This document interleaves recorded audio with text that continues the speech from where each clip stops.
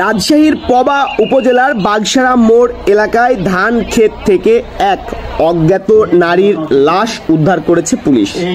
শনিবার সকাল ৯টার দিকে স্থানীয় কৃষকরা মাঠে কাজ করতে গিয়ে লাশটি দেখতে পেয়ে পুলিশকে খবর দেন।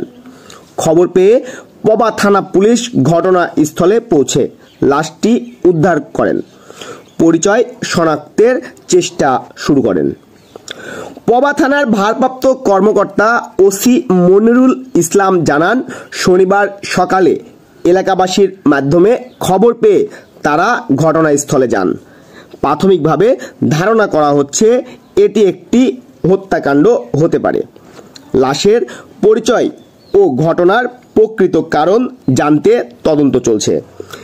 এলাকাবাসী জানান, মৃত নারীর শরীরে কোনো কাপড় ছিল না, ফলে স্থানীয়দের ধারণা তাকে ধর্ষণের পর হত্যা করা হতে পারে।